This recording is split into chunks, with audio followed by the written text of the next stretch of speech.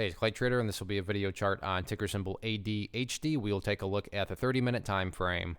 Real quick, what do I mean by 30-minute in case you may be new to charts? Instead of each one of these candlesticks here representing 1 day's worth of price action, which is what you would normally see, each one represents 30 minutes. So while this here may look like several days worth of time, it's actually just today's price action broken down into 30-minute time slices.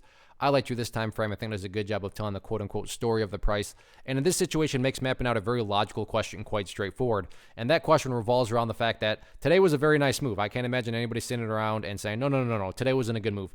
Everybody would agree it was a good move, but that does lead to the question, but is there any sort of true power behind this move? Is there any sort of genuine strength, or is this just some sort of knee-jerk reaction, dead cat bounce type move? I have no idea, but like I said, by using charts, we can make answering that question very straightforward.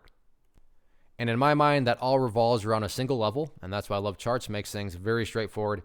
And that level is here at, what is that, $1.07. Why is $1.07 so important? Well, hopefully we can all agree on the logic that price movements with true power, with genuine strength, the price is not going to go back to where it was. I'm assuming you're saying, hey, thanks, Captain Obvious. Of course, a price movement that's truly strong is not going to go back to where it was. So with that in mind, think about $1.07. Any sort of closes below it, or worse yet, if the price separates to the downside, what is that doing to the price? That's putting the price right back to within this range where it already was. Again, going back, not a sign of true strength. Whereas let's say the price pulls back here, not saying it will, but let's just pretend, bounces around and then heads back up. What would you have even in that very drastic situation? Well, even within the drastic situation, you'd have a set of lows right there. You'd have this set of lows down there. Heck, you'd have that set of lows down there. If you picture each of these as stair steps, you'd still have the stair steps progressing in the upwards direction. So as far as the overall health, are the bulls going to start to take control? I'm defining taking control and quote-unquote making progress is staying up above $1.07.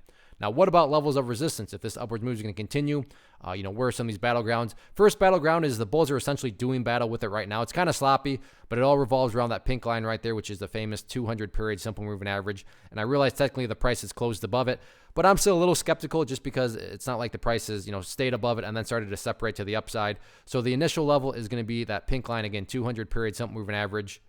If the bulls can indeed push above that, the next key level is going to be where the price got smacked down a couple of times today, up there at $1.33. You can see on 2 different occasions right there. Any way you slice it, though, very, very nice day today.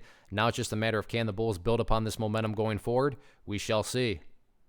One of the most popular questions I get is, hey, Clay, how do you find the stocks that you trade? So what I've done is put together this free resource guide where I talk about the tools that I use to locate stocks that I find interesting and think may have potential. So if that sounds like something that could add value to you as a trader, then by all means, click right there to get access to the guide. The guide itself is very short and to the point, and like I say, it is free. Thanks for watching. Have a good one.